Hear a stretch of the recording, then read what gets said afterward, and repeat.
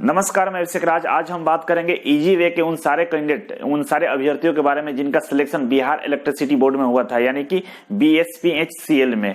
तो चलिए one by one करके उनका नाम बताएंगे, उनके हिस्ट्री बताएंगे और आप लोगों को इनसे सीख जरूर मिलेगा, क्योंकि मैं इन लोगों के बारे में पर्सनली मैं जानता हूं, जो मेरे कोचिंग में आए थे और इन लोगों से मैं इंटरेक्ट किया था, बातचीत कर रहा था, तो मुझे पता है कि ये लोग स्टार्टिंग में कैसे थे और किस तरीके से इन्होंने अप्रोच किया और इनका सिलेक्शन हो गया।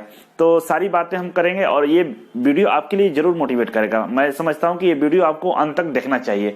चलिए, तो बिना समय गंवाए मैं उन सभी कैंडिडेट को शुभकामनाएं देना चाहता हूं जिन्होंने इसमें एक बेहतर प्रदर्शन किया है और अच्छा से सिलेक्शन पा गया। इजी वे का ये पहला बैच था और ये पहला बैच में हमने बहुत अच्छा अप्रोच किया, बहुत अच्छा कमाल किया है कि इन सारे कैंडिडेट का सिलेक्शन हो चुका है। तो चलिए वन बाय वन हम समझते हैं इन सारे के थोड़ा सा जीवनी के बारे में, थोड़ा सा इन लोगों के किस तरीके से थे और किस तरीके से तैयारी किए, तो आप लोगों को भी इससे जानकारी बहुत चीज मिलेगी। इससे पहले हम बताते हैं कि अगर आप मेरे फेसबुक ग्रुप में नहीं है तो वहां ज्वाइन कर लीजिए। वहां 7,000 से ज्यादा बच्चे हैं जो आपस में डिस्कस करते हैं। बहुत सारे प्राइवेट कंपनियों के जॉब आते हैं ना, मैं वहां पोस्ट करता हूँ, छोटे मोटे जॉब हमेशा मैं पोस्ट करता रहता हूँ। और जितने 7,000 बच्चे हैं आप ही के क्षेत्र के हैं, ITI के हैं, डिप्लोमा किए हैं, BTech किए हैं, ये लोग लगातार पोस्ट करते हैं। वहां पे बहुत सारी इन्फॉर्मेशन आपको मिलता है, तो वहां आप ज्वाइन कर सकते हैं। तो चलिए शुरू करते हैं। पहला नाम है अभिषेक कुमार। जी हाँ, ये एक ऐसा लड़का है जो स्टार्टिंग में हमसे मिला। ये इनका घर बिहार राज्य के एक पुनपुन नाम का जगह है, वहां से ये आते थे। मैं इनको लगातार पुनपुन करता रहता था कि, और ये शुरू में बहुत हेजिटेशन था इनके अंदर और ये मतलब नर्वस टाइप के थे, क्योंकि इन्होंने ITI किया था लेकिन कभी अच्छे से पढ़ाई नहीं की थी। तो उनको नर्वस था कि मैं सिलेक्शन होगा या नहीं होगा मेरा। और पटना से पुनपुन की जो दूरी है लगभग 3 से 4 घंटे लगता है बाई ट्रेन आने जाने में। तो ये 4 से 5 घंटे इनको ट्रेन से पटना आने और जाने में समय खत्म हो जा रहा था। और कोचिंग करने के बाद बेचारा सुबह आते थे और घर पहुंचते पर इनको 1-2 बज जाते थे। तो इस तरीके से काफी टाइम वेस्ट हो रहा था। और समय 1 महीने का टाइम था, जब डेट आया था, जो फॉर्म आए थे, फॉर्म के 1 महीने बाद जस्ट एग्जाम होने वाले थे।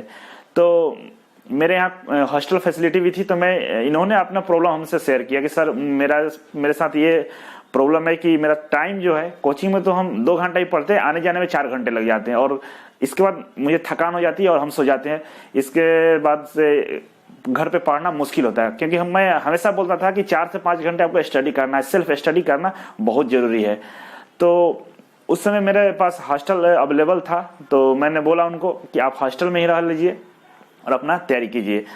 तो ये अभिषेक कुमार ने हॉस्टल में रहना शुरू किया। इसके कुछ दिनों बाद इम्प्रूवमेंट आया और ये बोला कि सर मुझे बहुत चीजें जो है समझ में आ रही है और मैं लगातार क्वेश्चंस लगा रहा हूँ।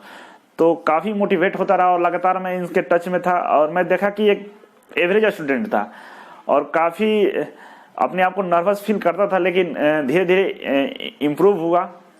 और आप कह सकते हैं कि मतलब आपके जैसा ही, ऐसा कुछ नहीं कि बहुत ज्यादा ब्रिलियंट, बहुत ज्यादा कुछ था, ऐसा कुछ नहीं, लेकिन पंक्चुअलिटी थी। लगातार पढ़ रहा था सुबह शाम और लगातार हम भी गाइडलाइन देते थे। कभी जब कोचिंग में जाता था, हॉस्टल में जाता था, मैं उनको लगातार बोलता रहता था कि पढ़ाई कर रहे हो कि नहीं, इतनी दूर से आते हो, 4 घंटे यात्रा करते हो, ट्रेवल करते हो, इसके बाद आते हो, आप हॉस्टल में रह रहे हो, तो आप थोड़ा अच्छे से पढ़ाई कीजिए और अपना लाइफ आपका बदल सकता है। तो हुआ यही, आखिरकार इनका सिलेक्शन हो गया और बहुत बहुत बधाई। इनको जितनी खुशी उससे ज्यादा मुझे खुशी है कि एक लड़का जिसको मैं लगातार क्लास में नाम देता था, मैं सेफ्टी पढ़ा रहा था, इनको याद है, बहुत चीजें बोलता था, बेचारा दुखी हो जाता था। कितने बार टेस्ट में इसका नंबर भी कम आया था, मुझे याद है, नंबर बहुत कम आए थे एक दो बार। तो मैं इनको डाटा भी था कि ये इस तरीके से पढ़ाई कीजिएगा, सिलेक्शन नहीं होगा, लेकिन आखिरकार इनका सिलेक्शन हो गया। तो अपने आप को अब कम मत आकिए, बिल्कुल सिलेक्शन होगा। ऐसा नहीं है कि आपका सिलेक्शन आपके पढ़ने या नहीं पढ़ने से, ऐसा नहीं है। आप डेडिकेटेड है उस चीजों के लिए, चाहते हैं उस चीज को, आपके अंदर जुनून है कि हम इसे कर लेंगे, 100% सिलेक्शन होगा। और इनमें यही खासियत थी। क्या खासियत थी? खासियत ये थी कि मैं इनको बताया कि देखिए आप अच्छे से ITI नहीं किया तो आपके पास स्किल की प्रॉब्लम है। BHL NTPC ONGC में स्किल टेस्ट भी होता है, उसको पास करना अनिवार्य होता है। आपके पास ये कमजोरी है, आपके पास चांस ही है तो DMRC क्वालिफाई कीजिए, नहीं तो ये इलेक्ट्रिसिटी बोर्ड में 2000 सीट है और DMRC में इतना सीट नहीं आता है। तो आपके लिए ओनली वन, करो या मरो की स्थिति है, डू और डाई। तो आपको मेहनत करना होगा और इन्होंने मेहनत किया और उनका सिलेक्शन हो गया। तो आपका भी सिलेक्शन हो सकता है, ऐसा नहीं है। चलिए नेक्स्ट जो नाम है परवेज खान। इनकी कहानी बताते हैं। ये एक्चुअली यूपी से बिलोंग करते हैं, बनारस से। और इनका तो मैं बोल सकता हूँ कि पूरे बैच में सबसे इंटेलिजेंट अगर कोई था तो ये परवेज खान थे, और बहुत अच्छा नॉलेज वाला इंसान था।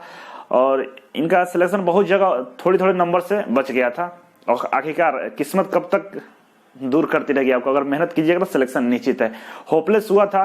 बहुत सारे आसपास जो इन्वायरमेंट थे, जैसे न्यूज़पेपर में या आपस में जो बच्चे बोल रहे थे कि सेटिंग चल रही है, सेटिंग से सिलेक्शन है, सारी सीटें बिक जाएगी, ये सारी चीजें हुआ था। और इन्होंने मुझसे शेयर किया था ये बात, तो मैं बोला कि 2000 सीट है, सेटिंग होगा तो सारी सीटें तो बिकेगी नहीं, हो सकता है मे भी। तो आप इस पे ध्यान ना दें, अपना स्टडी पर ध्यान दें। अगर आपके पास टैलेंट है, अगर आप चाहते हैं कि हम इसे पा सकते हैं, तो बिल्कुल निश्चित तौर पर आपका होगा। आपके साथ भगवान है, खुदा है, गॉड है, आप तैयारी कीजिए, हो जाएगा। और सच में इनका हो गया सिलेक्शन। तो इस तरीके से इन्होंने खुद पे बिलीव रखा। और बहुत सारे बच्चे जो सेटिंग बहुत सारी चीजों के चक्कर में पड़े थे, लेकिन इन्होंने ऐसा नहीं किया और अब इनका सिलेक्शन हो गया। एक बात और है, ये यूपी से थे और जनरल में फाइट किए हैं। एक होता है कि नहीं ओबीसी कैटेगरी में, क्या ऐसा कुछ नहीं, इन्होंने जनरल में फाइट किया है और यूपी से बिलोंग करते थे। चलिए नेक्स्ट नाम हम बताएंगे आपको, गीतिका कुमारी। ये गीतिका कुमारी, इनका भी अगर बात करें तो एक एवरेज स्टूडेंट, और बिल्कुल मोटिवेट होकर इन्होंने पढ़ाई शुरू किया था। मेरा फर्स्ट बैच था इलेक्ट्रिसिटी बोर्ड का, यहाँ पे ईजी वे का। और मैं बच्चों को ज्यादातर मोटिवेट ही करता था। मोटिवेट करने से क्या होता है ना, सेल्फ स्टडी बहुत बड़ी मायने रखती है। अगर सेल्फ स्टडी कर रहे हैं, सही कंटेंट आपको मिल रही है, सही टीचर मिल रहे हैं और सेल्फ स्टडी आप कर रहे हैं, तो बिल्कुल सिलेक्शन आपका कोई नहीं रोक सकता। तो गीतिका कुमारी इन्होंने आए थी मेरे कोचिंग में, तो इनको भी इस तरीके से मैंने मोटिवेट किया, बताया था कि देखिए आपका सिलेक्शन ये मेरे ऊपर डिपेंड नहीं करता, आपके ऊपर डिपेंड करता है आप कितना अच्छे से पढ़ाई कर रहे हैं। अगर हम कितना भी अच्छे तरीके से आपको पढ़ाते, अगर आप घर पे रूम पे जाकर सेल्फ स्टडी नहीं कीजिएगा तो सिलेक्शन नहीं हो सकता है। लेकिन उन्होंने मेहनत किया, अपने मेहनत के बदौलत इनका भी सिलेक्शन हो गया। और मतलब बहुत इजीली सिलेक्शन हुआ, ऐसा नहीं है कि बहुत ज्यादा इन्होंने पहले से पढ़ रखा था, ऐसा कुछ नहीं। इन्होंने स्टडी किया, कम टाइम, लिमिटेड टाइम में लिमिटेड चीजों को पढ़ा। कहते हैं ना कि सिलेक्शन के लिए सबसे जरूरी चीज क्या है, सिलेक्शन की सबसे जरूरी चीज ये है कि क्या नहीं पढ़ना है। पढ़ने के लिए तो पूरी दुनिया पड़ी हुई है, क्या पढ़ना है, पढ़ने के लिए किताब मार्केट में भरा हुआ है। आपका सेमेस्टर एग्जाम से लेकर हर जगह किताबें अवेलेबल है, यूट्यूब है, मतलब बहुत सारे सोर्स है पढ़ने के। लेकिन आपको डिसाइड करना कि क्या नहीं पढ़ना है। सिलेबस देखिए और उसके जो मेन जो टॉपिक है उसको अगर आप अप्रोच करते हैं, कहां से क्वेश्चन पूछने के ज्यादा चांसेस है उसको तैयारी करते हैं, तो कुल मिला के कि क्या नहीं पढ़ना उसको अगर आप समझ गए तो क्या पढ़ना है आप बिल्कुल पढ़ के क्वालिफाई कर सकते हैं। बहुत सारे बच्चे हैं ना कि बहुत छोटी छोटी चीजों में लगे रहते हैं कि ये भी सिलेबस में दिया है, ये भी दिया है, अरे वो सिलेक्शन के लिए नहीं दिया है, वो आपकी नॉलेज के लिए दिया है। अगर नहीं नॉलेज है उसको वहां पर टाइम आप वेस्ट मत कीजिए, उसकी जो वैल्यू है 1 से 2% वैल्यू है उस एग्जाम में, तो इसलिए उसको अवॉइड कीजिए। जैसे कंप्यूटर साइंस था, बहुत सारे बच्चे एकदम कंप्यूटर पर रट रहे थे, 10 नंबर कंप्यूटर का आता था, तो 10 नंबर के पीछे पूरे 2-3 घंटे बर्बाद करे। तो मैं ये कोचिंग में बिल्कुल बोल दिया, अगर किसी को कंप्यूटर पढ़ने की इच्छा है तो पढ़िए, अदरवाइज छोड़ दीजिए। बेसिक चीजें आएगी, 1-2 क्वेश्चन मिल जाएंगे, बाकी अपने जो ट्रेड है उसको फोकस कीजिए, नंबर वहां से आएंगे। तो बिल्कुल ऐसा ही इन्होंने किया और सिलेक्शन हो गया, आप देख रहे हैं। इसके बाद हम बात करेंगे रेखा कुमारी। इनका भी सिलेक्शन उसी तरीके से हुआ है कि मेरे इंस्टीट्यूट में बोले तो लड़कियों की संख्या 2 ही था, रेखा कुमारी और गीतिका कुमारी, और बिहार में 35% आरक्षण भी था। और इन लोगों का जो एक अंदर से मोटिवेट थी खुद से कि नहीं मुझे ये जॉब लेना है, और इन लोगों का सिलेक्शन उस मोटिवेशन के वजह से और अपने पढ़ने के स्ट्रेटजी जो था इनका कि हम किस तरीके से इसका तैयारी करें, किस तरह से हमें पढ़ना चाहिए, क्या पढ़ना चाहिए क्या नहीं पढ़ना चाहिए, इस चीजों पर इन्होंने फोकस किया। और अच्छे से एक अच्छा वे में बोलते हैं ना कि इजी वे में, एक अच्छे रास्ते में इन्होंने एक अच्छे अप्रोच के साथ तैयारी किया, तो सिलेक्शन इनका भी हो गया। इसके बाद इनका हमारे जो इजी वे जो टीम है, इस टीम के 2 मेंबर थे जिन्होंने एग्जाम दिया था और उनका भी सिलेक्शन हो गया, मतलब इजीली हो गया। जैसे इनका अजय सर हैं, अजय सर के बारे में क्या कहना, इनके ऊपर एक मैं वीडियो बना चुका हूँ, पूरा वीडियो है इनके ऊपर, एक यूट्यूब पर है अवेलेबल, आप देख सकते हैं। इनका सिलेक्शन बहुत सारे जॉब में हुए हैं, जैसे बीएसएफ में हुआ था, इसके बाद इनका सिलेक्शन डीएमआरसी में हुआ, और इसके बाद ये इनका सिलेक्शन आपको बिहार इलेक्ट्रिसिटी बोर्ड में हो गया।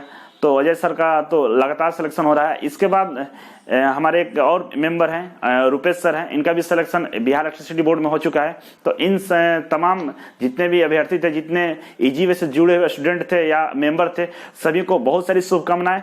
उम्मीद करता हूं कि वीडियो आपको पसंद आया होगा। आप अगर वीडियो अच्छा लगे तो लाइक जरूर कीजिएगा। नया बैच ईजीवे का 2 फरवरी से शुरू हो रहा है। जो स्क्रीन पर जो नंबर दिख रहे हैं इस पे कॉल करके आप पता कर सकते हैं इसकी टाइमिंग क्या है।